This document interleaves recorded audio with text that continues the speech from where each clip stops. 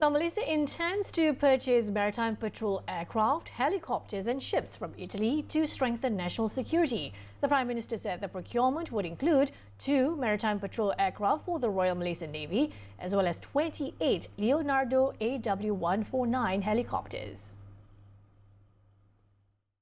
Tetapi dalam perbincangan teliti terperinci Menteri Pertahanan untuk Khalid Nordin dan rakan sejawat dia, itu ditekankan soal MRO, soal latihan, soal teknologi, pemindahan teknologi dan juga pemusatan kegiatan latihan dan juga penerbangan awal di lapangan terbang Batu Berendam dan akan diserahkan juga oleh Saudara Luke, Menteri Pertahanan, Menteri Pengangkutan.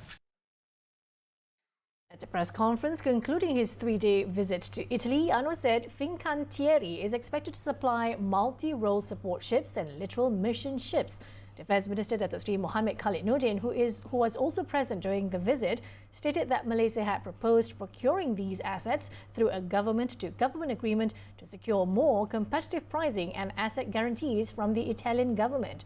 The Defence Ministry also suggested that both countries explore new areas in the defence sector, including artificial intelligence and underwater security control centres.